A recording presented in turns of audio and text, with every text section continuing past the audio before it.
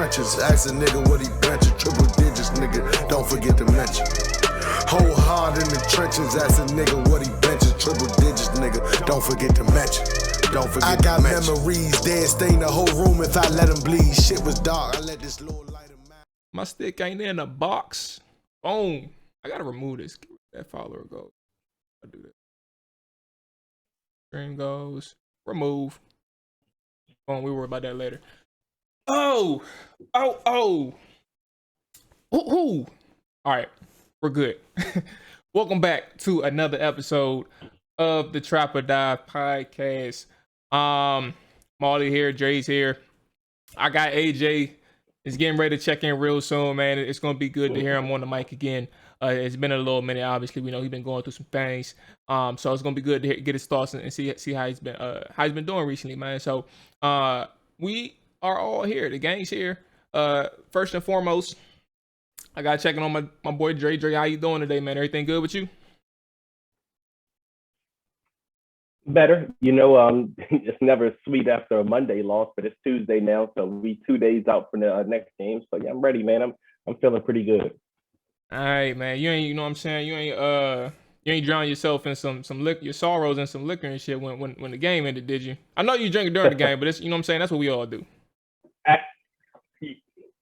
Yeah, I stopped after the game. I was like, "Fuck this! I'm just going. I'm just gonna watch the rest of these little games. I ain't drinking no more, man, because I'm gonna get angry."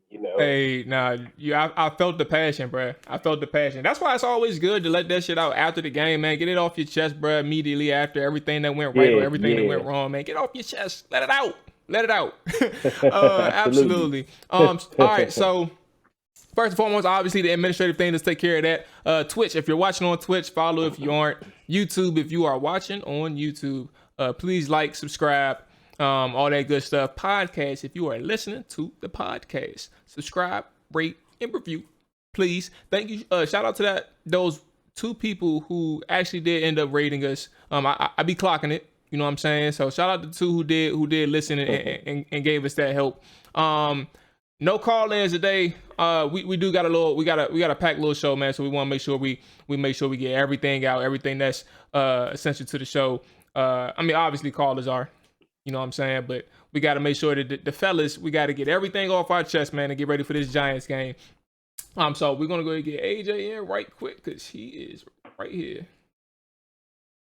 There you go. All right.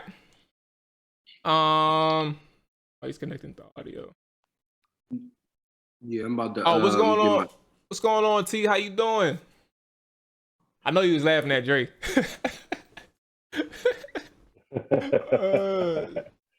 But yeah, take your time, AJ, man. How you doing, bro? It's been a little minute, man. We've been waiting your return. Obviously, we know you was going through some things, so obviously, you had to handle your business, bro. But it's good to have you back at least for one episode, man. How you doing, boss?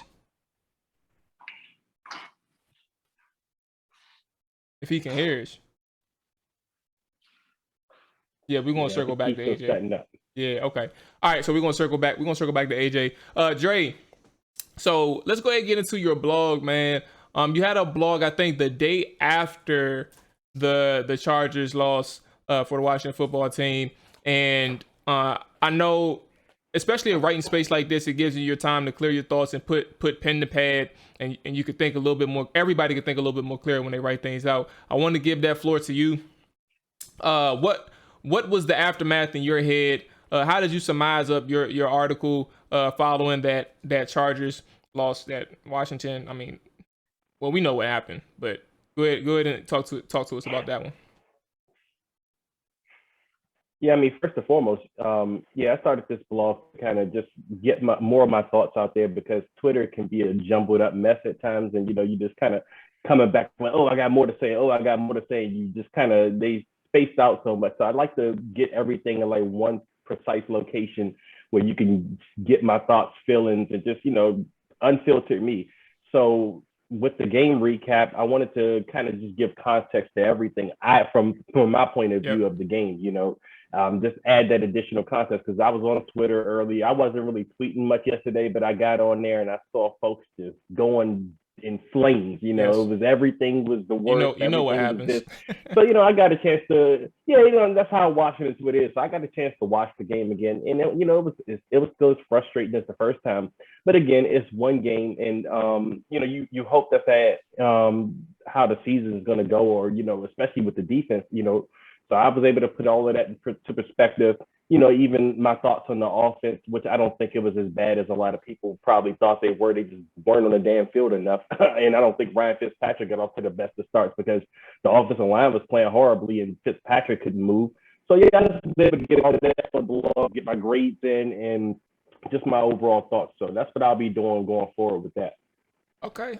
So I know AJ got some things to get off his chest with the game too. So we will circle back to that article. But now that AJ is back, man, I'm gonna repeat what I said. I'm gonna try to repeat it verbatim. But AJ, man, like I said, it's been a little minute. Obviously, we know you were going through some things, bro, some really heavy things, and whether it's just one episode show tonight, man, it's just good to have you back for one episode. I wanted to check in with you, see how you was doing. Obviously, it's good to have you back at least for tonight, man. How's everything with you?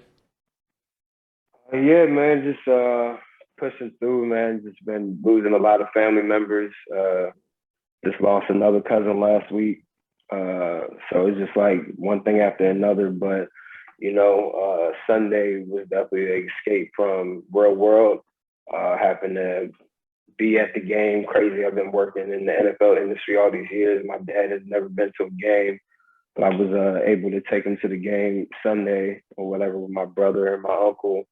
Had a good time, man. So I'm glad to be back and be in this space with you guys and talk football. Absolutely, man. And I'm glad that we can all chop it up, man, and help all of us escape, get our mind off some things, at least for the hour that we do have with each other and with the people that's watching. Okay, so obviously the guy AJ, he had his opinions on the team. He had his opinions on the quarterback. AJ, I'm gonna turn it to you first, and then obviously, I'm giving the floor to both of you all because obviously we have Nick Falato who's gonna be joining us for the Giants at 7:30 to preview the Giants and watch their matchup. But you all weren't here following the Sunday game. Dre, you was here like immediately post game, but the floor is yours. You all had some time to digest everything. AJ, I'm gonna give the floor to you. You start where you want to. You make whatever points you want to, and Dre, you go ahead, butt in when you need to. All those things. It's the floor is yours. Yeah, I mean, I hadn't went back and watched the TV broadcast of the game, but being there, man, just initially with Ryan Fitzpatrick out there, offense just looks the same from last year. There's no innovation at all. Even when Tyler Heineke came in, I mean, the fans were really, really, really hyped for him to come in the game, which is so baffling to me because I'm like, I mean, y'all already know how I feel about this quarterback situation. I've been saying this, like, you're going to end up losing your team if you don't address this quarterback position and take it seriously. You can't just keep trying to plug and play guys in there. I mean, it's just real world. Like, it's these people are human beings at the end of the day. They're busting their ass off. They're not just trying to keep playing with backups or below average quarterbacks when they know that they have something great going on. When Taylor Heineke or however you say his name, Taylor Heineke. Whenever he came in the game, it still looked limited. Like that deep ball he completed to Terry McLaurin should have been a pick. It was a horrible pass. He was throwing high passes, even on bubble screens. Like it was just. He's not a good quarterback, but this fan base really wants to root for him so bad. I think I'm happy that he'll now have an opportunity to prove me right. That he shouldn't be playing. He shouldn't be a starting quarterback anywhere, and that they really need to address this quarterback situation. With the defense, I think the game plan defensively wasn't put together well. I think that they forgot who Keenan Allen was as a player. I didn't really see too much press man coverage. I seen a lot of off coverage, which led to Justin Herbert being able to get the ball out so quickly. Because, I mean, literally, as soon as he hiked the ball, pretty much the ball was out because there was no press, there was nothing. It didn't even allow for a pass rush to be created. So that front four couldn't even go to work. Then you have linebackers who can't cover at all. And it's like, what was the point of drafting Jamin Davis if he's only going to play 10 snaps? You know, I'd rather him play than Bostic at this point. Let him get the reps. But I did see like a couple plays like Jamin Davis got pancaked. Oh my goodness. Cosme got baptized by Bosa. Like literally, he treated that man like a little boy. So it's like a lot of things as far as like personnel situations and stuff that made you realize like, why did they really get rid of Morgan Moses? You know, to plug in this guy who has never really played right tackle before. Like, it's just kind of weird. I think, you know, it's just a lot of different dynamics. And they also didn't have Curtis Samuel. But I mean, how much is he really going to change the offense if we're still seeing predictable play calls or whatever? And yeah, that fumble down there by Gibson really like ruined the whole game. You create that turnover, you know, crowd is hype, your defense is hype, your team is hype, and now you go down there and you fumble, and that's just because Gibson is still learning to play the position. I mean, I can't really say things are promising. I mean, it definitely looked like the team needed to get their feet wet overall, but the Chargers were clicking on every aspect of the ball, like offensively, defensively, they were doing their thing. Yeah, I just think going forward, you know, they just got to continue. The defense, in my opinion, didn't really play that bad. Of course, we wanted to get more of a pass rush, but at the end of the day, they gave up, 20 points? Yeah, it could have been 27, but they gave up 20 points. AJ. I mean, please. I think we're going down that lane, bro. Bro, if you put it in perspective, like the defense really wasn't that bad. If they had more of an offensive firepower behind them, they would have won that game. Like Chargers were literally they were doing what they wanted to do essentially, right? But at the same token, William Jackson got that turnover. They were holding them to like field goals in certain situations. I think they still could have won the game overall if they had better offensive playbook. Like even at half, like after the half, they really didn't adjust anything. I didn't see anything different than what I watched first half from both sides of the ball. Hey, AJ, yeah, go ahead, Jay. It's all you. Go ahead. No, I was just gonna say I gotta definitely disagree on that about the defense. The reason being is because, like, when I went back and watched the game, after Taylor Heineke's first drive, every time outside of Gibson's fumble, but every time the offense got the ball, they moved the ball downfield. They had a couple of scoring drives, but then they were having penalty issues. So I thought the offense could have won that game, but defensively they could never get off the field. I mean, the Giants, they went to the red. I mean, not the Giants. The Chargers were in the red zone most of the game. Like every time they got the ball, they moved the ball downfield. The defense couldn't get off the field on third downs at all. I mean, 14 for 18 on third downs tells you the story of the game right there. That means you were not causing 3 and outs. I think we had like 1 3 and out the whole game. The rest of the game, the Chargers were marching on us. They were getting the ball. I don't know how many punts we actually caused in that game. But like I said, every time the Chargers got the ball, they were damn near in the red zone each drive. And these were chunk plays. They weren't making like these big plays where they would just, one and done. They were marching down the field 5 yards, 7 yards, 10 yards, 15 yards. And then they would have the ball. You look up there, they have 7-8 minutes per possession. So in normal cases, when you look at the time of the possession discrepancy, you kind of allude to the offense and you say, well, the offense must be getting a lot of 3 and outs. That's why they're keeping the defense on the field. But in this case, watching this game, I couldn't say that was true because the offense, like I said, after Heineke's first drive, they moved the ball down the field every possession, and they were actually getting chunk plays. But the offense itself, they weren't on the field long enough because the defense couldn't get off the field most of the game. Yeah, but I mean, how many touchdowns did the Chargers score?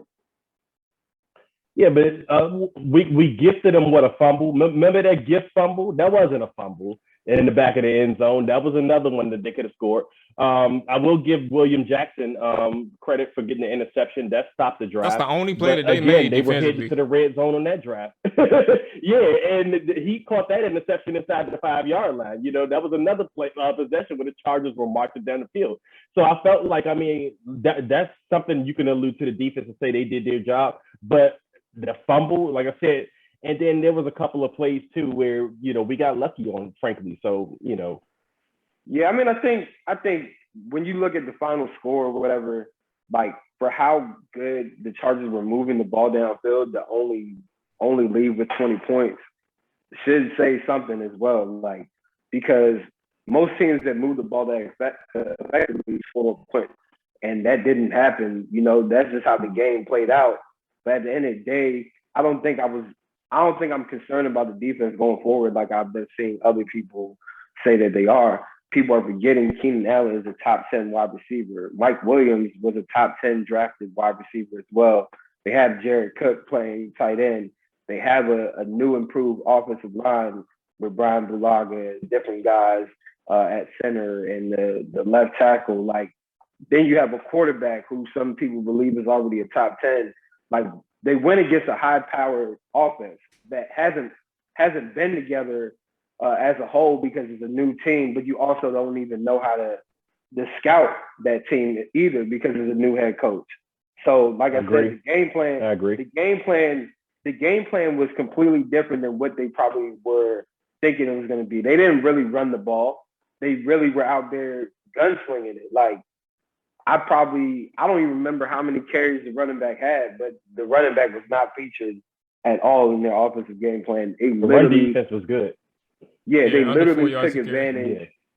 Yeah, they literally took advantage of the passing game. And that's because they also knew, like, hey, Washington has some issues in their secondary. Let's test it out. Like, Washington didn't really come out with 3 cornerbacks. They came out with 2 and had Curl playing the nickel.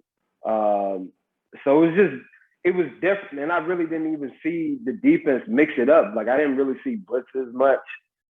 I didn't see anything that would show me an aggressive defense. They pretty much sat back and let them pick them apart. And yeah, that's what happened. But I don't think we'll see that going forward.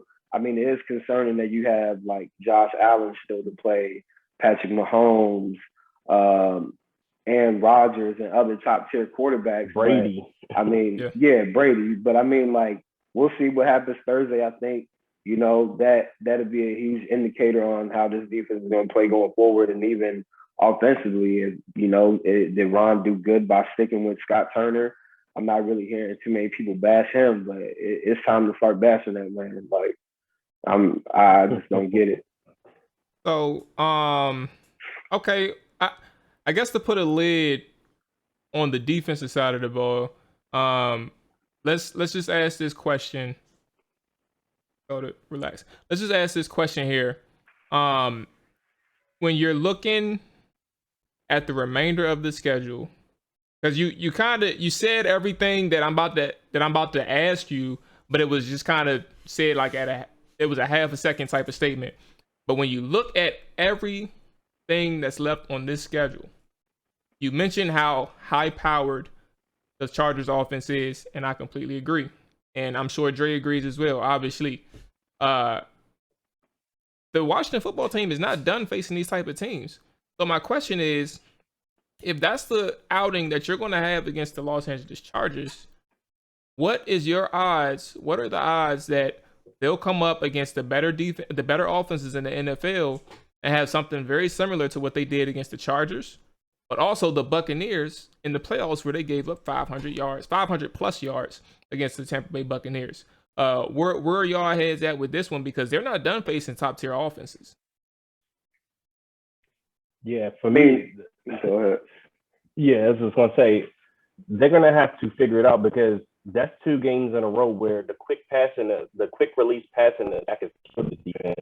So as AJ mentioned about, it's hard to scout guys, you know, with the new offense, new coach and all. Ron kind of alluded to that as well by saying that they didn't know how to, you know, game plan against the Chargers. He said they were kind of guessing and assuming He was saying they were guessing and assuming off an offensive coordinator's days in New Orleans. Like they thought maybe he would run that sort of offense. But it seems to me the Chargers went back to the Tampa Bay tape and they said, this is how we're going to beat Washington. And that was my issue with the defense. Like, I get that. I get that it's going to be hard to game plan because you don't have tape on what this particular offense can do, but there was no adjustments made. And I feel like they got a kind of a blueprint in the Tampa Bay game from, so you could have kind of reverted back to that and say, okay, well, since this was Tampa Bay did, this is what we did wrong in that game. Let's try to apply it in this game. None of that happened throughout the course of this game. And that's what troubled and worried me regarding the defense.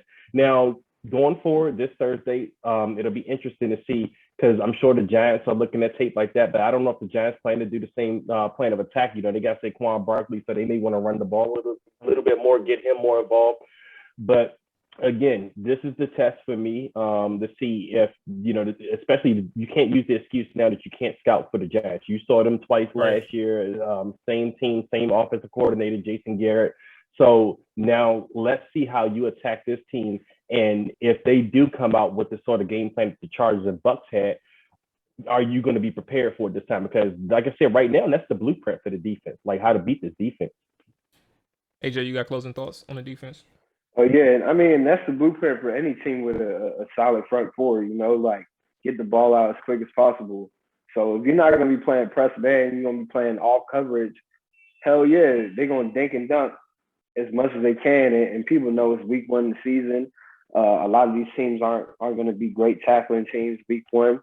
So, yeah, I mean, I just think, like, going forward, it'll be very telling. But I have confidence in this defense. I think for me, I'm just a little bit concerned about Jamin Davis, to keep it a buck. You can't pick a linebacker top 20 pick and he plays less than 15, 20 snaps. Like, and you got guys that aren't like, if you're going to put out Bostic out there, you might as well put Davis out there and let him get the reps. It doesn't make sense to me. And it's kind of alarming. It was alarming already in preseason, and now it's even more alarming. But I think they'll be okay. But at the same token, I don't have them beating the Chiefs or the Bucks anyways. But at the end of the day, I think the defense will get it together and create more of a pass rush. A lot of those guys, took themselves out of the game at crucial points too. I seen Chase take himself out of the game. Like, I want to say it was probably like a 3rd and 8, 3rd and 7. Montez Sweat. A lot of these guys aren't even in condition yet to play all the way. Like, they're still getting their football conditioning correct. So week 2 should be better. Okay, just for the record too, because I had the snap counts up because I was going to get to it on the offensive side of the ball, but Jamin, I think this kind of actually drives your point home even further though, AJ. Jamin was actually on the field for 45 plays, and that was like 56% of the defense. And for him to be on the field that long and make no impact, that was the actual. I think that's a problem within itself. He played 45 plays? Yeah, he was on the field for 45 plays, 45 snaps. I ain't see that boy do a thing. He was just getting ran over. Exactly. Yeah. Which was my concern. Which was my concern when they drafted him. Like, he's not a linebacker to take on blocks at all. Absolutely. So let's go ahead. We got about 5 more minutes. And we can transition to the Giants. But transition to Nick Falato of the Giants. Excuse me. But let's get to the Scott Turner thing and trying to shape it towards the actual Giants game this upcoming Thursday.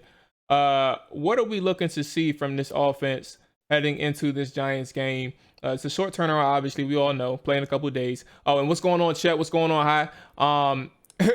I forgot to mention that part. AJ, you got a fan in the chat, man. He's both of you all thinking alike, and he agrees with some of the things that you were saying. But where are you all at with Scott Turner heading into this game? What do you all want to see more? And what do you all want to see corrected and things like that? I'll give the floor to AJ first. I mean, with Scott Turner, man, I just want to see some innovation. I want you to utilize your weapon. Like, I want you to prioritize your playmakers. There's no way that Terry McLaurin should be getting his first catch in the game, with probably like 7 minutes left in the second quarter. Like, you're not even featuring your main players, or you're just not getting creative enough. Like, it's very predictable. Like I said, you're not taking enough shots downfield when Ryan Fitzpatrick was in the game. I don't know what they plan on do with Taylor Heineke, but I mean, yeah, I really don't know what their game plan is, but I think I heard something like Ron Rivera said that the game plan was the same no matter if Ryan was playing or Taylor Heineke was playing. Well, goddamn, if that's the case, then it was a horrible game plan, because it's like you're really not scheming things up to get guys open, and guys that are open, you're not even taking the shots. Like, unfortunately, with the TV coverage, you only see a limited picture of plays, but there were so many plays where Terry McLaurin was one-on-one and had his guy beat and never got looked at, and it's because Taylor Heineke, it seems like he plays off of one read. So if you have a guy like that, you need to like start doing some bootlegs, some play action, something that can help him if he can't go through his read successfully.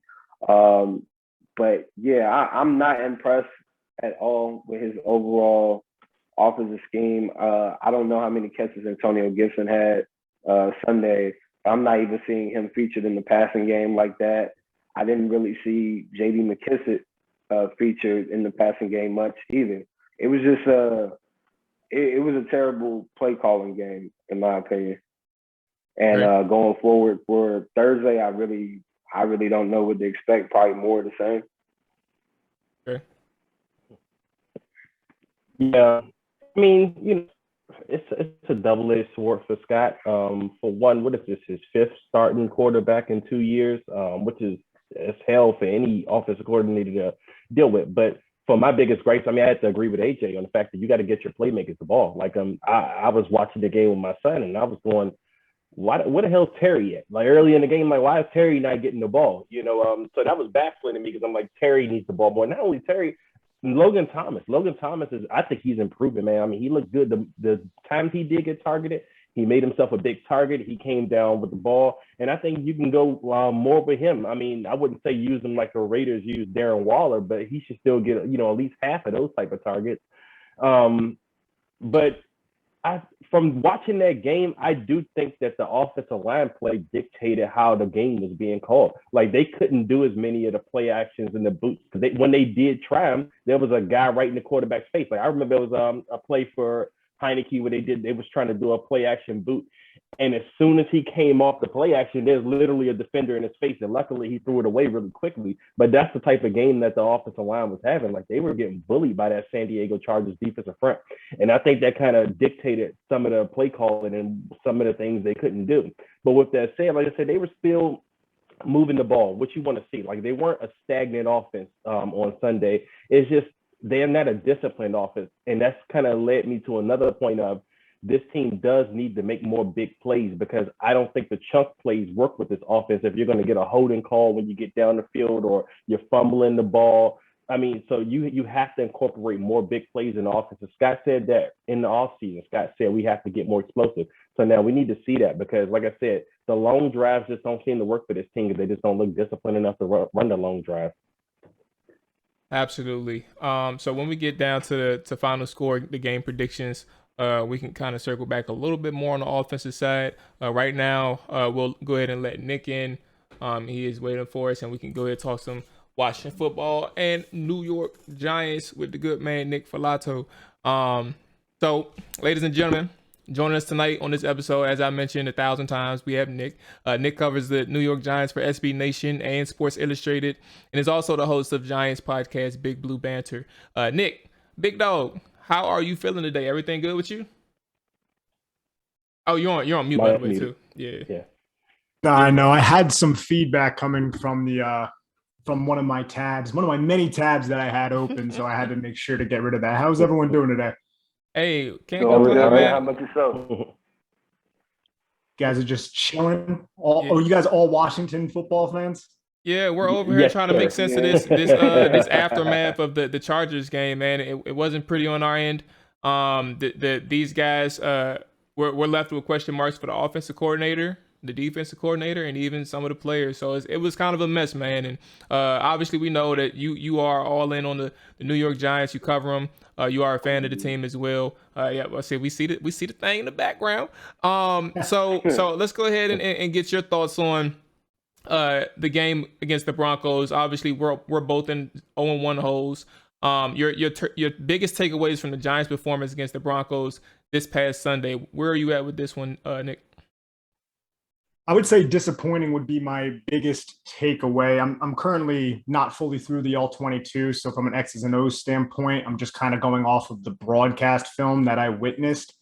And I think the most disappointing thing about the Giants was the defense this time around, which is something that Patrick Graham, our defensive coordinator, just had locked down last year. The zone defense that the Giants implemented throughout the 2020 season superseded what many Giants fans expected. Now, during the offseason, we all expected a more man coverage-oriented approach, and we saw bits and pieces of that in week one, and it did not go all that well whatsoever. I mean, it just led to Teddy Bridgewater and Pat Shurmur, our former head coach, carving through this Giants secondary. And Teddy Bridgewater, I got to tip my cap to him. He did an excellent job. He was hitting his back foot and releasing the football to the many skilled position players that the Denver Broncos have. And the Giants defense, specifically on third and fourth down, they converted all three of the fourth down attempts the Denver Broncos tried. They were just inefficient. They were allowing the offense to convert and just continue to move the chains and keep the Giants pretty, unimaginative offense on the sidelines.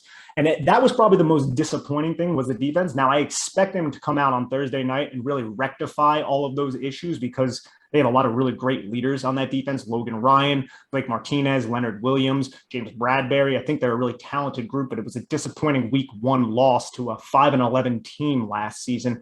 And as for the offense, I mean, it was a lot of what we expected. Bradley Chubb did not play in the game, so that was a really good thing for the New York Giants, I guess you could say. But Von Miller had his 2 sacks. The defensive line was disrupted. The Giants couldn't establish the run. Jason Garrett didn't really tweak his 2020 offense that ranked 31st in the league. The only reason it wasn't 32nd was because Adam Gase was a head coach. Yeah. So from an offensive standpoint, I mean, the Giants really only scored 7 points. The last play of the game, Daniel Jones had a rushing touchdown. I thought Daniel Jones was Daniel Jones. He's a roller coaster, guys. I mean, he's up and then he's down, but the ups aren't high enough for me personally. But I still think he showed some good just identifying things pre to post snap is something that he was never that great at. And I feel like there were a couple plays in this game where he was able to do that. Now, continuing that against Jack Del Rio's defense and you guys front, it's going to be a little bit difficult, to be honest. But overall, I think many Giants fans would just say it was a very disappointing opening week one. And I mean, the Giants, I think if they lose on Thursday Night Football, this would be the 9th out of 10 years where they start 0-2. It's been pathetic. Well, I mean, we're not you know what the problem is? You know what the problem is? What's up, Alfred? You have Daniel Jones as your quarterback and Jason Garrett as the play caller. Yeah, the three things a lot of Giants fans were concerned about, it's something that myself and Dan Schneider talked about on our podcast, Big Blue Banter, was the offensive line. They're all very young. Not one of them is a proven starter in the league. Not one. That's very concerning. Jason Garrett, unimaginative, not very creative, loves to call Y-stick, loves to call spacing concepts, loves to call stagnant routes that break back towards the quarterback. And then Daniel Jones, good athlete, flashes, mistake prone. That's not a formula for a potent offense. And that's why we saw them basically only put up 7 points against Denver. You know what's crazy? I actually, and when you were talking, like, I felt like, because I was watching the game earlier today, and it's crazy how his best drive, or one of his best drives, was literally on the drive that he fumbled. It was leading up to a really good drive. He had a lot of momentum, some really good throws, some tight spirals. He drove the ball to, I think it was Sterling on the deep end route, I believe. And as you said, he just kind of, he gets in his own way. You have a good drive, and then all of a sudden it's gone just like that. So my thing is, how is Joe Judge handling all these things in your opinion? When I speak on Joe, I'm meaning from Daniel Jones, inconsistency, the lack of scoring. Because from what I understand, 17 games where Jason Garrett has been the head coach, 20 points or less in 10 of those games. How is he dealing with these things, the close losses, but also trying to manage the locker room? How's things been coming along with Joe Judge in these aspects? So Joe Judge, I think nationally, a lot of people kind of treat him as a punching bag a little bit. You guys could probably speak a little bit better to that than I can, just because, you know, he's a hard-nosed guy, comes from that New England type of background. There's a different feel around the Giants with Joe Judge than there was with Ben McAdoo and Pat Shurmur, if I'm going to be honest. Like, I actually like Coach Judge. At the end of the day, you have to win football games, so that's, you know, the recipe for success for anything. But I actually like how he presents himself in front of the mic. I think he's very, very well-spoken with the media. I think he always says the right things, and he's very kind of on top. He's never stumped at the podium, which is something I feel like Pat Shurmur, whenever he was at the podium and a media member would ask him something, he would just be like, well, you're not a football coach. Like, he would like essentially say that. And it's like, well, that's not what you do in the New York media. Joe Judge always says the right things. I feel like the team really buys into the message that Joe Judge sells. I think Dave Gettleman got the personnel on this team that would ensure that they wouldn't be locker room type of problems. Guys like Logan Ryan, guys like Leonard Williams, players like that are going to buy into the system. And I feel like that's all well and good. The Jason Garrett and the offense thing, I mean, John Mara, Giants owner, loves Jason Garrett. He just loves Jason Garrett. And I think that kind of comes into this a little bit, because you looked at that offense last year, you can make a lot of excuses, personnel, young offensive line, and I think there's merit to all of those excuses. But at the end of the day, you don't create any explosive plays. And Joe Judge, along with Freddie Kitchens, who's on staff, they also brought in they have the biggest coaching staff in the National Football League. They have to try to figure this out. I think in terms of Judge, just to go back to what I was saying about the players on the team, I feel like they really do respect him. There's things that Judge does. Yes, he has the hard-nosed approach and everything like that. But I remember Derek Dillon. He was an undrafted free agent out of LSU, a wide receiver. His fiance, I believe it was, had a child, and Joe Judge waited for him to get paid and then released Derek Dillon just to add him back to the practice squad in a week. And he did this so Derek Dillon can miss week 1, because he was just going to be on the practice squad anyway. So he can miss week 1 and go home to see his family and see his newborn baby. And that caught a lot of people's eyes, because the Giants could have just cut him and saved money. But instead, from a human element, he was like, hey, we're going to release you. We're going to wait for the deadline. You're going to get paid. Then you can go home, and then we'll sign you back in week 2. And that's exactly what ended up happening. And I feel like things like that resonate in the locker room. I feel like he has a much more connection with his players, and he's probably given credit for. Actually, a really good situation story, because that's part of the business side. We say, like, the NFL business is can get brutal, but that's something that, you know, you don't really hear about that often, I guess, unless you speak to these type of people, speak to you, who actually can get into the depths of things that outsiders just really don't know. All right, so in terms of the game, 20 rush attempts, 60 yards for the Giants offensively. 27 of those yards obviously came from Daniel Jones, the mobile Daniel Jones. We understand that the offensive line for New York is kind of in flux from an outsider's perspective, and we know that the Denver's defense is pretty good. In your opinion, was this more of a Giants issue, or was this something where the Broncos just really did a really good job against the New York Giants front? Excuse me. I feel like it's probably a combination of both. I mean, the Giants down the stretch of last season, they were able to establish the run at a solid manner with Wayne Gallman and Alfred Morris. So now you have Saquon Barkley back. He's knocking off the rust. I feel like he probably missed a couple holes just from the broadcast film and a little bit of all 22 that I was able to see. There's probably certain holes that I feel like Saquon Barkley would have been able to, like a fully healthy Saquon Barkley would have been able to hit, and it probably would have been a bigger gain, a bigger play. But still, the offensive line, it always does kind of seem like they miss one assignment, and that's all it takes, obviously, to blow up an entire rushing play. But I don't want to just sell the Giants did not play well. That's obvious, but the Broncos played well. So, yeah, I really want to give them credit too. But it's frustrating with Saquon Barkley, because we've seen 2.5 games of him in this Jason Garrett offense, and then he got injured. The injury, incredibly frustrating, but you hope that he comes back healthy, and he's now ostensibly healthy, should play on Thursday Night Football. That's great. But against Pittsburgh, week 1 last year, he had 15 carries for 6 yards. Against Denver, he had 10 carries for 26 yards. Jason Garrett is a more, I guess you could say, power gap oriented type of play caller in terms of his rushing scheme. And we saw that in this game with halfback toss with a lead tackle and Nick Gates kicking out. We saw some G lead. We didn't see any counter, I don't think, in this game, which was a predominant run play, the GH counter that the Giants love to run in 2020. We didn't see that with Saquon Barkley, but I feel like the power gap system fits Saquon Barkley very well, because Saquon Barkley, if he has any struggles, it's probably his decision-making ability and his decisiveness in terms of hitting the hole. So I think that's something when the Giants do implement some zone type of runs that he struggles with a little bit. Now, if you give him a defined hole, tell him to hit that, he can use that incredible athletic ability and just make a alley defender miss in space. And then the next thing you know, you have a 60-yard touchdown run. I think that's well within something that Saquon Barkley can do.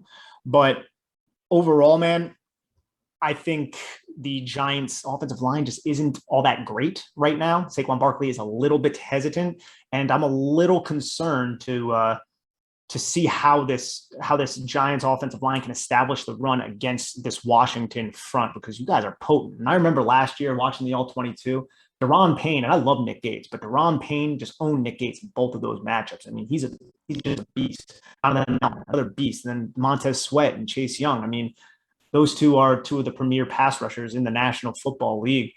And then your linebackers, I wanted to ask you guys about it. How did Jamin Davis look in his opener? Because Cole Holcomb is like your main linebacker. Is that correct? AJ, take the floor with this one. We were just talking about Jamin. Cole Holcomb is the main linebacker, but honestly, none of the linebackers look good. But Jamin Davis, the first round pick this year, he was getting pancaked out there. It was pretty much like he was getting baptized. Same with the right tackle, the second round pick Cosme out of Texas. So the linebacker position is definitely of concern for the Washington fan base. We have no clue how that's going to play out all season long. I don't believe Jamin got the start, but they rotated him in. But you wouldn't have even known he was out there unless he looked for his number and seen him on the floor. That was it. He pretty much couldn't take on any blocks. See, John Bostic's still playing a considerable amount of snaps as well. Yeah, that's the concerning part as a Washington fan, because it's like, he's not good at all. I don't care how much he can communicate on the field. If you can't play the position and cover your man or the passing lanes, you kind of leave the middle of the field wide open.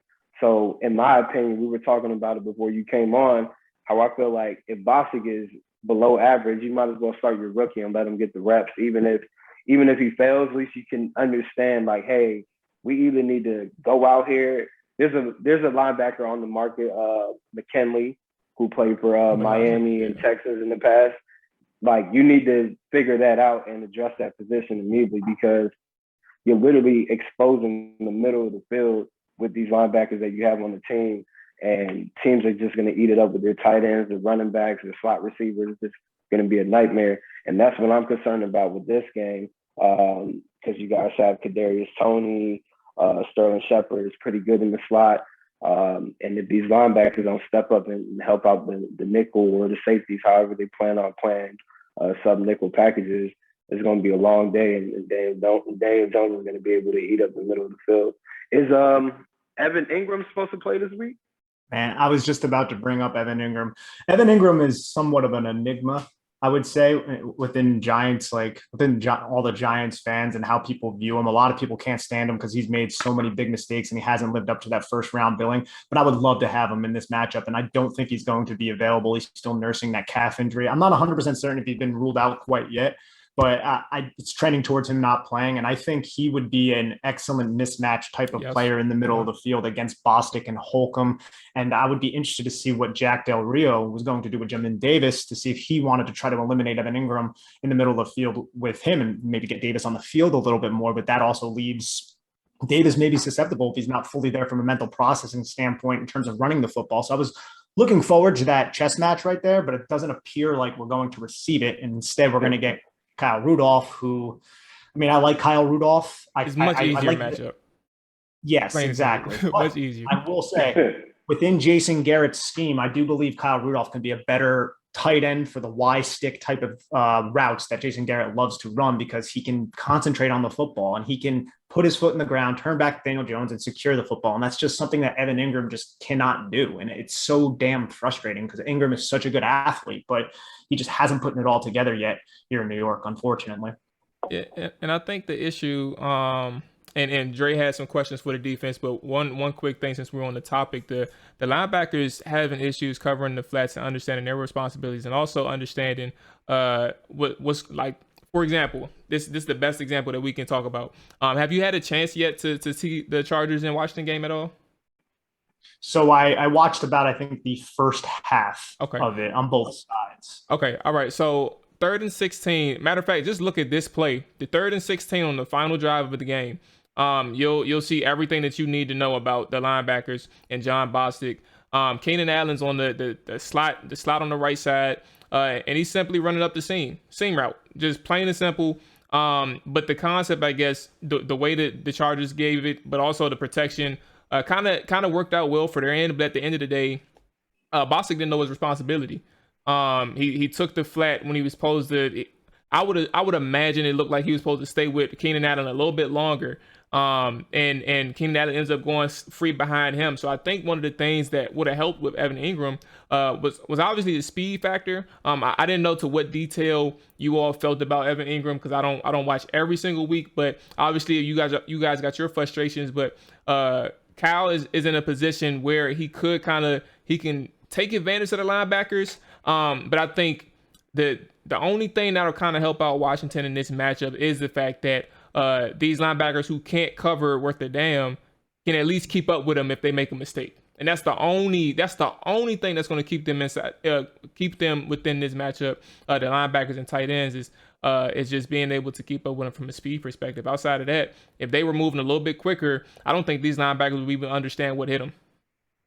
I really, I think the Giants, and hopefully, because Jason Garrett, he's not a dumb guy. I don't think he's a great offensive coordinator, but I mean, he knows football, obviously.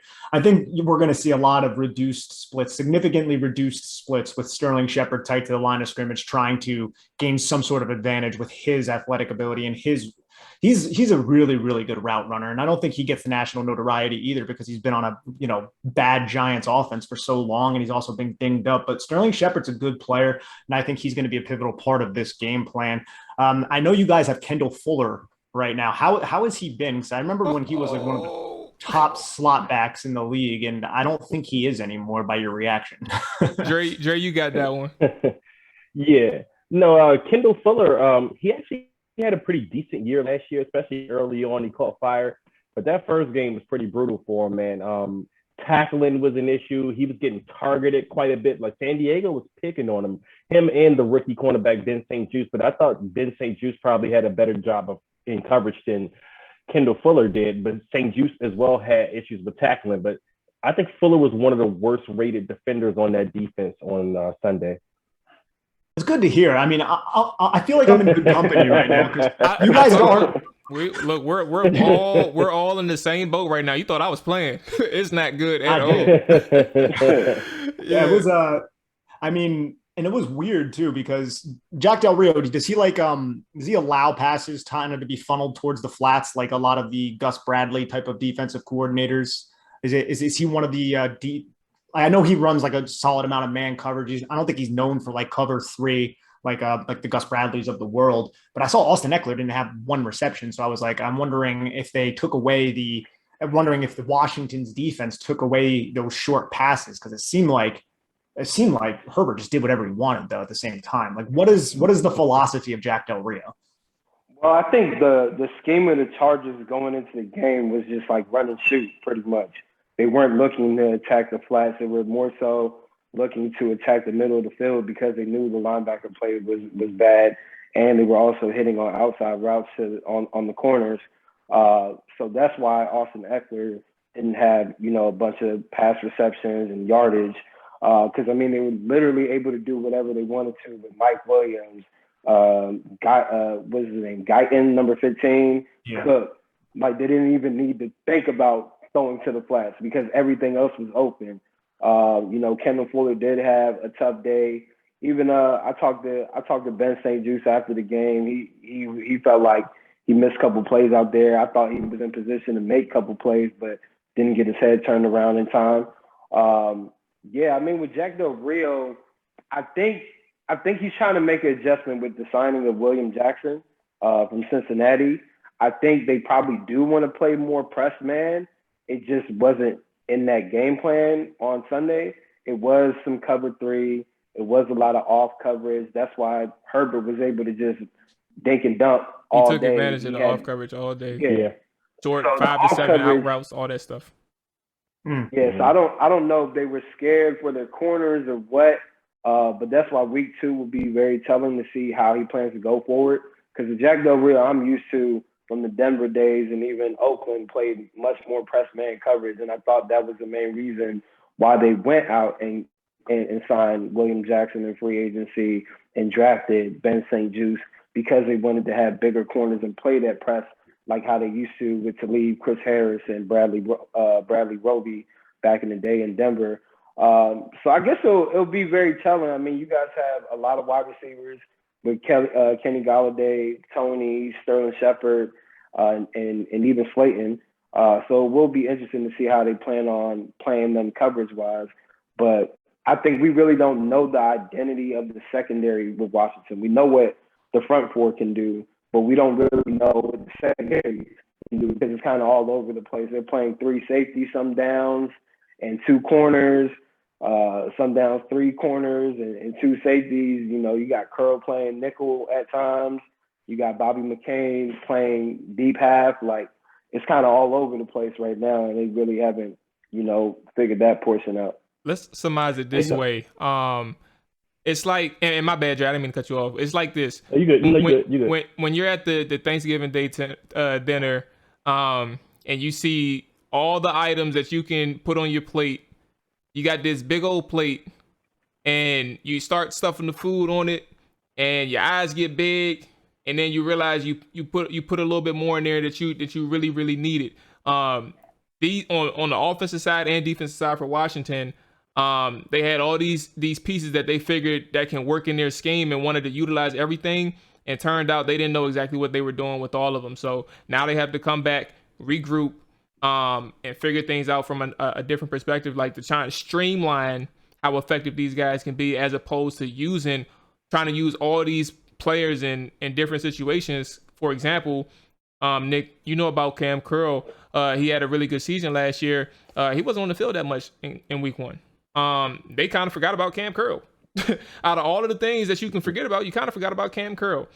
So like it was rough. And Dre, I'll let you go, but that's kind of their eyes got a little bit too big, man. Oh yeah, no, I was gonna mention to Nick. I was saying we're talking about the Washington defense, but I kind of want to know what happened kind of with the Giants defense, because I was able to check a little bit of the game out, but not too much of it.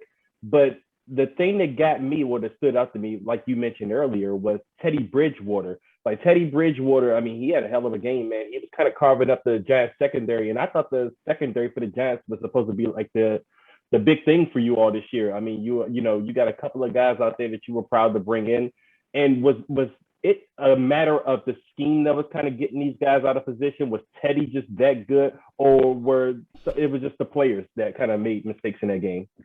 It was probably all 3. And again, I haven't worked through all of the all-22 quite yet to really give a very accurate analysis on that. But from what I saw on the broadcast film, I mean, it seemed like the Giants specifically couldn't hold up in man coverage on short routes over the middle to Albert O and Noah Fant. Those 2 were kind of carving up the Giants. Jabril Peppers, whose snaps were significantly decreased, I think he only played, have it right here, I think Peppers only played like 30 snaps in this game out of 66. Wow. So that's not great. And I mean, you can point to the fact that the Giants have Xavier McKinney now, and Xavier McKinney is healthy, and Xavier McKinney probably offers you a little bit more than one reason why. I can see that definitely fluctuating and being fluid throughout the season. But when Peppers was out there, he was getting picked on in coverage by those tight ends. And I also think Teddy Bridgewater just played one heck of a game. Well, a really weird stat that I ended up seeing, I was sussing through Pro Football Focus stats, and the Giants ranked 4th in individual pressures in the league with like 28 pressures, just behind Carolina, Pittsburgh, and the 49ers. And you think about it and you're like, they did get pressure and they did bring 5 quite a bit, but Washington, who has the personnel that you guys possess, you guys had 7 pressures. Now, it just kind of goes to show you that pressure stats aren't always everything, because sometimes on those plays, the Giants had 3 or 4 guys probably accumulating a pressure, according to Pro Football Focus. But Teddy Bridgewater stiff-armed Xavier McKinney and then found Albert O for a touchdown. Or another 3rd down and long where he finds a wide open tight end just all by himself. I feel like the Giants defense, they were out there for a lot. A lot of that was on them, but it was really just because the rhythm and time of the Broncos just was better than what the Giants could perform, whether that be man coverage or zone coverage. It's really a tip of the cap to the Broncos. And I do feel like the Giants also had a couple miscommunications. The KJ Hamler drop touchdown was one where Dory Jackson thought he had Logan Ryan over the top. He did not. He allowed for the inside release on the post, and that was a big mistake. The Giants didn't end up paying for it. I mean, this game was close, I guess you could say, up until like midway through the 3rd quarter, but it really wasn't. This should have been a blowout. I mean, Logan Ryan forced a fumble on like the 5-yard line of Albert O, and the Giants ended up going 3 and out, punching the football back. Teddy Bridgewater led the team against this defense down the field in like 2 minutes and 20 seconds and scored in the final seconds of the first half. So there were a lot of mistakes in this team. I'm not overly worried about the defense. I actually think they're going to bounce back. And the fact that they're playing Taylor Heineke rather than Ryan Fitzpatrick, I don't think that's a huge disparity. You guys probably have more insight than I do on that, but it probably helps them. And I feel like Patrick Graham can devise some trap coverages to try to trap Taylor Heineke into throwing, up the seam into LeBron, kind of baiting in a slice type of look. Hey, Nick, I want to ask you. Go ahead. No, go ahead, AJ. No, you can go ahead because it's probably defense related. I had another question, so that's why I said go ahead. Yeah. No, I was going to ask him just like, of course, we're talking about this matchup Thursday, but how do you feel about Daniel Jones going forward? Do you think that you guys now are going to be bidders for a quarterback like perhaps Washington in the free agency or draft next year? Where's your mindset being a fan and also covering the team and how's the fan base feeling? Yeah, I'm taking this week to week with Daniel Jones. Again, like I said earlier, it's been a roller coaster because he does show you potential, but then he keeps making those same mistakes. And I also feel like he could be better pre to post snap, something we saw a little bit in week 1. But I mean, I think a lot of it's going to ride on how the Giants just perform overall, because you have to make a decision on Daniel Jones' 5th-year option next May. And I know myself and my podcast mate, Dan Schneider, we talk about this a lot. You don't want to invest a lot of money into a middling type of quarterback, like a la Jared Goff or something along those lines. You don't really necessarily want to do that. And Daniel Jones hasn't necessarily proven that he can be the guy. But I think as long as Dave Gettleman retains his job, and if the Giants win 7 or 8 games, that is very possible, then I think Daniel Jones is going to be the quarterback. And then you also got to make a decision on Saquon Barkley. Now, they picked up his 5th-year option, but do you really want to allocate like 18% of your cap to a running back? I don't. I love Saquon, but Giants haven't won any games with Saquon Barkley when he's healthy either. I think it could be a really confusing cap situation, and they're really strapped right now. They have some of the least cap space in the league, and the teams that are along with them are like Tampa Bay, Kansas City, and all of these teams who actually compete for Super Bowls. Winners, yeah. Exactly. Winners. So it's a frustrating position to be in. I'm not going to say I'm fully off the Daniel Jones wagon because I'm not. But I don't think he has the potential to be a Justin Herbert or a Josh Allen. I don't think that was ever within his cards. I think in the perfect scenario, Daniel Jones can win football games for you if he continues to develop and mitigates the mistakes. But for a mistake-prone quarterback who doesn't have the type of physical traits like a Josh Allen and who's not developing maybe as quick as some would like, it's one of those situations where I'm still not 100% sold. I'm not 100% certain, but we need to see more. We need to see more. By the end of the season, we need to be like, okay, this guy put it together. Let's do this. 2nd year in Jason Garrett's offense. Jason Garrett's not doing him any favors, by the way. Neither is the offensive line. But I can easily see at the end of the season me being like, I think it's time to start looking. Because let's not forget, the Giants traded back in this draft. They had a shot at Justin Fields. They could have had Justin Fields. I like the fact that they traded back, and I'm not bashing that decision. I think it's a smart decision to make because now you could give Daniel Jones another year, not put that pressure on him. And if it doesn't work, you have 2 first-round picks for next year. But in 2 years, Daniel Jones is out of the league and Justin Fields is competing for MVP. We're going to point back to that and be like, yeah, that was a mistake. So that's just the reality. Yeah, I'm just surprised that you're not. I mean, what Daniel Jones has over 40 turnovers in his career. Yeah, already. I'm surprised that you're still giving him some hope.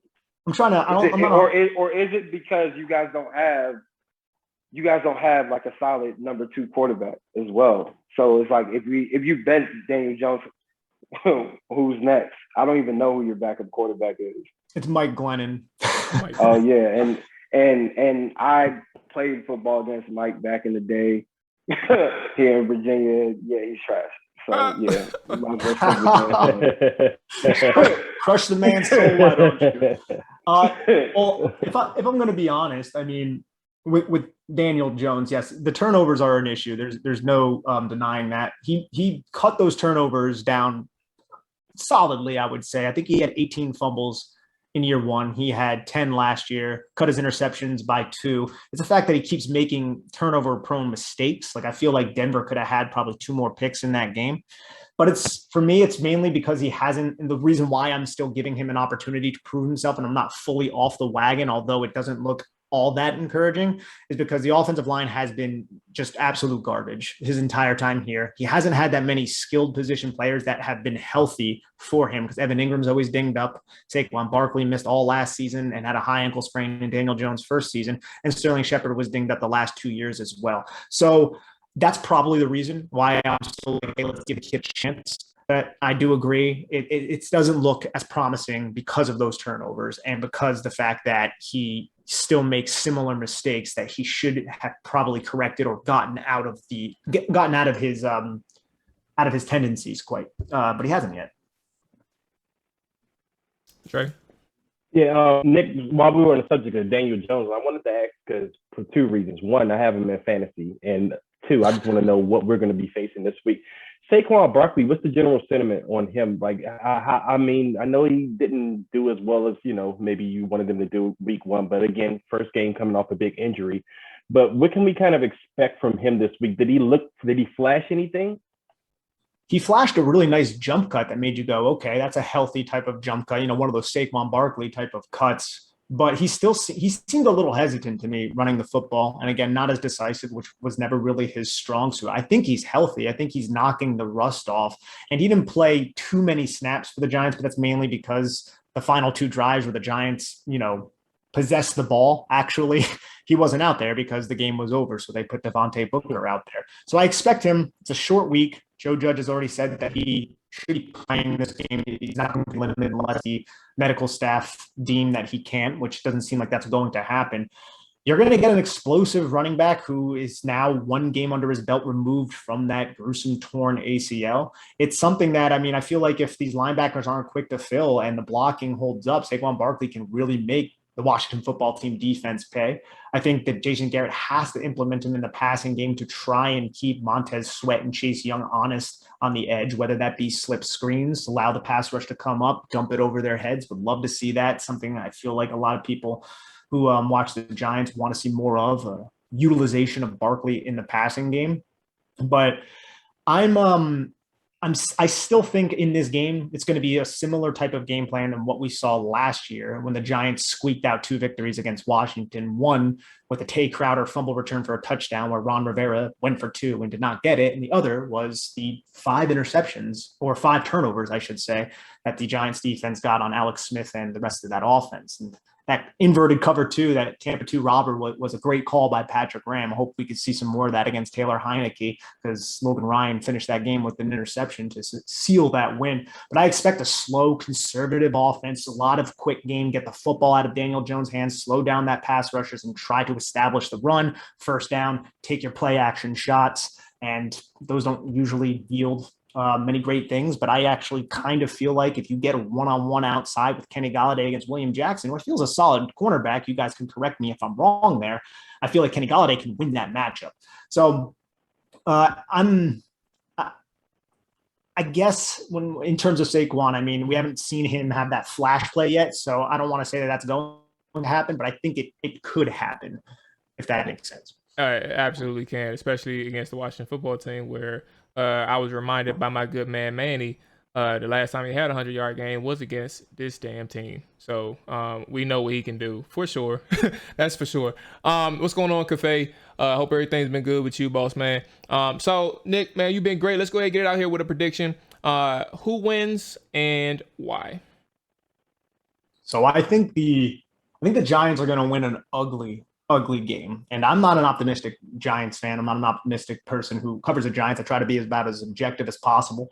I think this could be like a 19-16 game with a bunch of field goals, playing field position where there's going to be like one special teams mistake or defensive opportunity by either defense that could sway this game. I think it could go either way.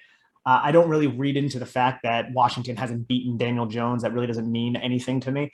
But I think the Giants defense is going to come out really, really hungry. And before we get out of here, I actually want to ask you guys, how is the offensive line for Washington? Like, what are your guys' takeaways? And how is Eric Flowers holding up for you? Good old Mr. Eric Flowers. Who wants to tackle this one first? I mean, probably AJ. it's probably comparable to Giants situation. I mean, the only difference is Washington has a All-Pro. Well, not an All-Pro, but a Pro Bowl guard. But they're still trying to figure out things and playing together. He's an All-Pro. Okay. Yeah, so I mean, they're still trying to gel together because I mean, you literally have a change at the left tackle, left guard. Right guard is the only thing that's been the same, and now you have a right tackle in Cosme, who's brand new. And if you get a chance to watch the San Diego Washington game, you're gonna see Cosme getting baptized every single play. Like, I mean, it was insane for how strong Cosme is supposed to be. He was getting punished out there by Joey Bosa. So I think we're probably in the same boat. I think the Giants and Washington are very comparable teams. I think we just have a much solid front four. That's why we probably have the edge. But I mean, we have the same questions from offensive scheme standpoint, running back play, poor quarterback play, and things of that nature. So I think they're pretty much the same team. It's just, we just have a more solid front four. Yeah, your front four is frightening. And I could definitely see an avenue to where Washington wins this game. I don't think the Giants should be favored or anything ridiculous like that. It's just something, feeling I have that I feel like the Giants are going to come out a little bit stronger in this matchup. I don't necessarily think the Giants are all that good of a football team. I think Washington's probably a better football team, but without Ryan Fitzpatrick. Let me ask you this. Is Taylor Heineke a turnover-prone guy like Ryan Fitzpatrick? He hasn't really had that opportunity to. I mean, he's had some crazy throws where you can't believe he got away with it. But we're talking about 7 quarters, I think, of Taylor Heineke. Really, we haven't seen much of him, and that's kind of where we're at. Like, we're literally in limbo with that man. But what I will say, I guess, from a passing standpoint, he does know where he wants to go he does know where he wants to go with the football. He is decisive. He gets the ball out quick. It's hard to see how many times he's been challenged because he's been making a lot of good throws. But who really has film on him? Like, he's really just executing within the offense and whatever Scott wants him to do. But until he has that opportunity, like Thursday, when he'll have that opportunity where somebody has a game plan, they know he's starting, he's going to be there all 4 quarters. Can he show it? Can he show up against a team who kind of has a full game on him now in a few quarters? So we'll see. I do think I was going to mention 97-99 for the Giants.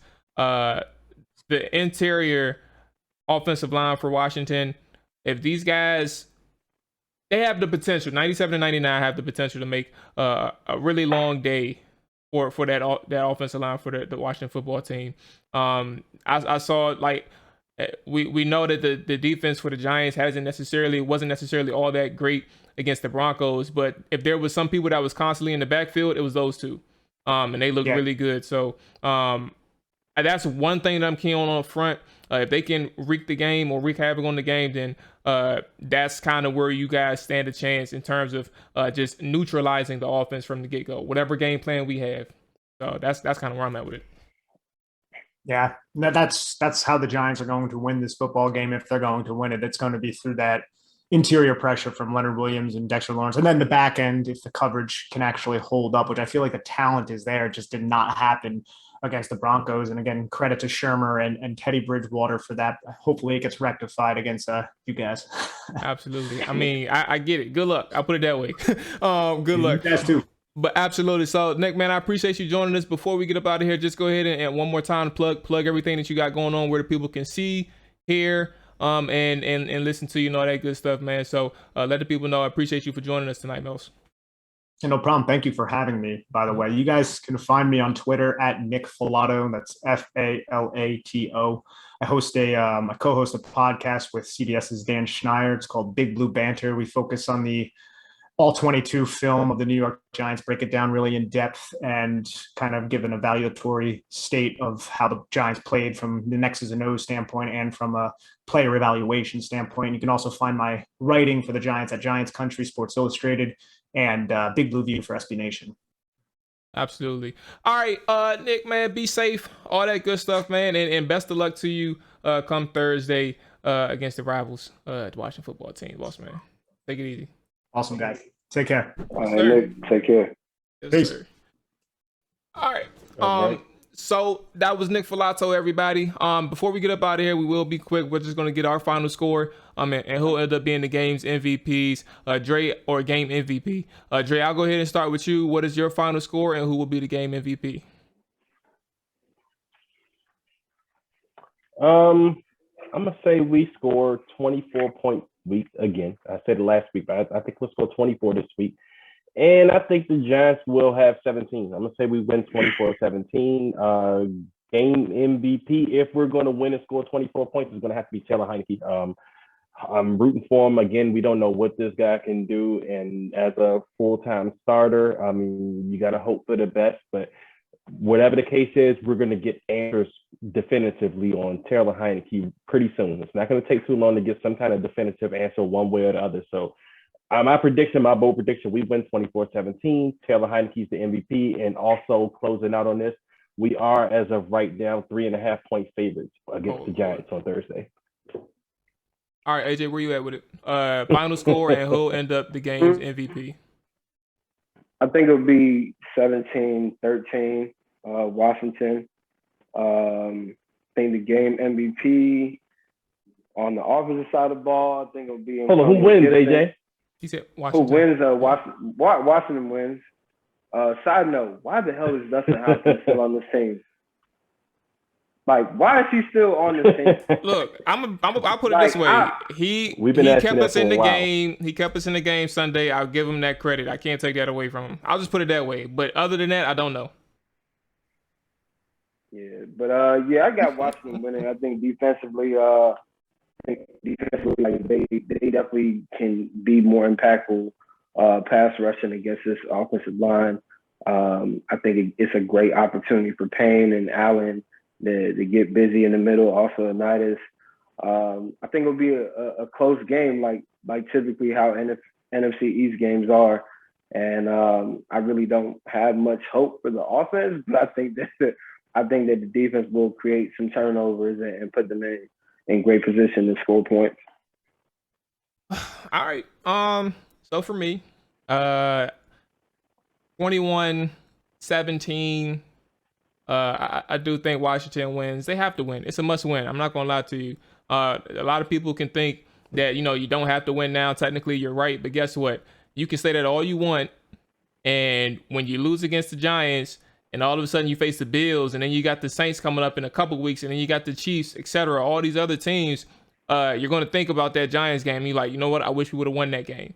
So yes, it is a must-win coming up against the New York Giants, NFC East rival. I think it's going to be 21-17 Washington. MVP on offense is going to be Logan Thomas. They have to utilize him. I think there's opportunities to exploit this Giants defense with the tight ends, especially the way that they were kind of worked with the Broncos and how they utilize things. Now, I don't think we have the athletes at tight end like the Broncos do, but Logan Thomas, I'm giving him his respect. He's a much better tight end than I anticipated, but that's that. Defensively, I'm gonna go Chase Young. You sound disappointed saying that. Look, man, I have my thoughts about Logan Thomas, and he just keeps proving me wrong. So I'll give him his credit reluctantly, but he's better than I anticipated, man. And in defensively, I'm gonna go Chase Young.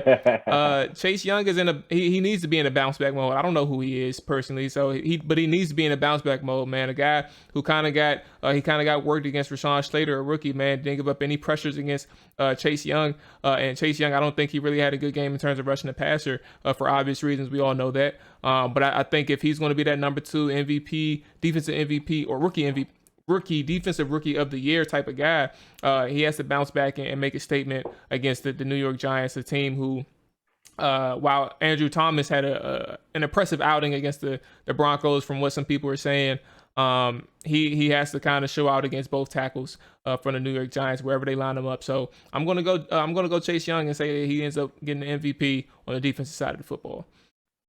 All right.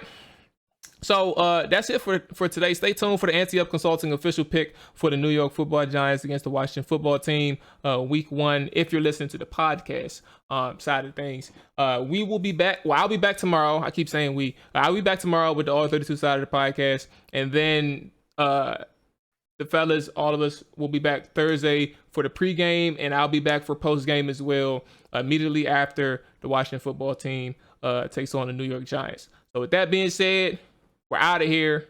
I appreciate you, AJ, for checking in with us, man. I'm glad to talk to you, man. Talk some football and check in with you, fellas. I will catch y'all later, and everybody who's tuned in, appreciate y'all for watching. Peace. This week's Washington Football Team odds are presented by Ante Up Consulting. We have the best odds and wager plays in the DMV. Washington Football Team is favored by 3.5 points versus the New York Giants with a total of 41. I am going to take the New York Giants plus the 3.5 points. The Giants are 8-4 division games against the spread since Daniel Jones has been drafted. They're 10-3 against the spread as a road dog during that span. And since 2017, the Giants are 20-7 against the spread as a road dog. Washington Football Team struggled to pass the ball last week, just 133 yards. You're giving me over a field goal in the division game. I'm going to take the Giants here, plus the 3.5 points. And those are your weekly Washington Football Team odds, presented by Ante Up Consulting. Whole hard in the trenches, ask a nigga what he benching, triple digits, nigga, don't forget to mention. Whole hard.